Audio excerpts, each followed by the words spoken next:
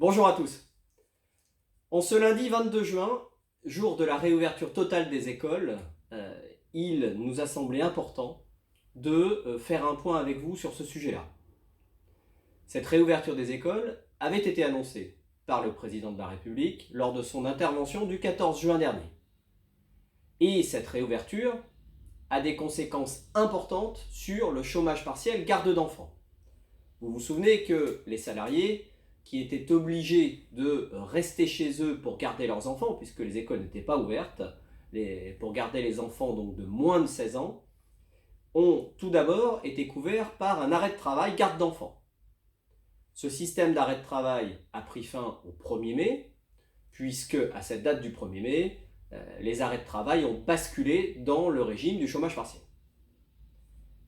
À partir du 11 mai, à la date du déconfinement, les établissements scolaires ont commencé à réouvrir progressivement et en fonction de leur capacité à accueillir les enfants dans le respect des protocoles sanitaires.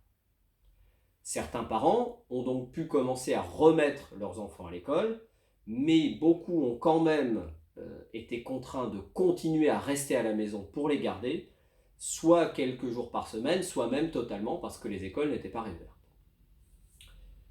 Le président de la République a donc annoncé dans son intervention du 14 juin la réouverture des crèches, écoles et collèges à compter d'aujourd'hui, lundi 22 juin, et selon les règles de présence normales.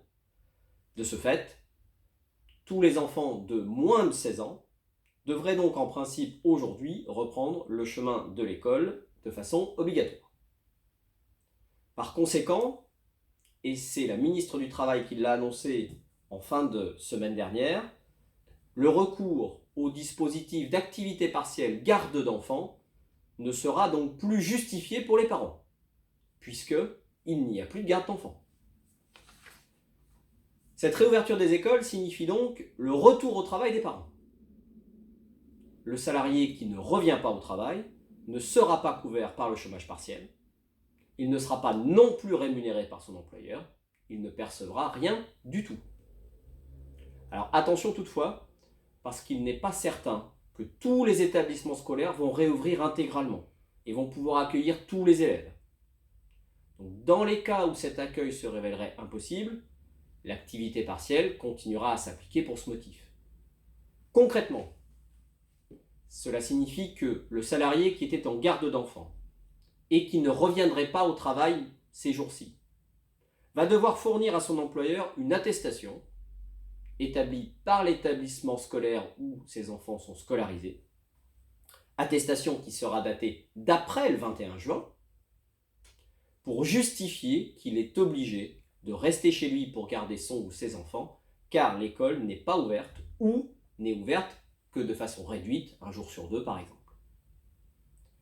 Pas d'attestation de l'école égale pas de chômage partiel, et le salarié se trouve en absence injustifiée. Alors je profite également de l'occasion pour vous parler des salariés qui sont atteints d'une pathologie qui les empêche de travailler en période de coronavirus et qui sont eux aussi sous le régime de l'activité partielle, c'est-à-dire du chômage partiel, depuis le 1er mai dernier. Vous êtes nombreux à nous interroger concernant ces salariés. Donc je vous précise donc que le coronavirus étant toujours là, ces salariés ne peuvent toujours pas reprendre le travail. Ils vont donc rester sous ce régime d'activité partielle encore plusieurs semaines et même certainement encore plusieurs mois.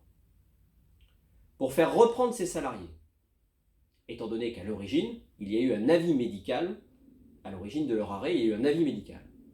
Il faut donc un avis médical, pour qu'ils puissent reprendre aujourd'hui. En d'autres termes, un salarié qui veut reprendre doit passer une visite de reprise à la médecine du travail, avec mention par le médecin du travail à l'issue de la visite qu'il est apte à reprendre son poste. Dans le cas contraire, on n'a pas d'autre choix que de laisser le salarié au chômage partiel. J'en termine pour aujourd'hui sur le sujet du questionnaire à faire remplir chaque jour aux salariés.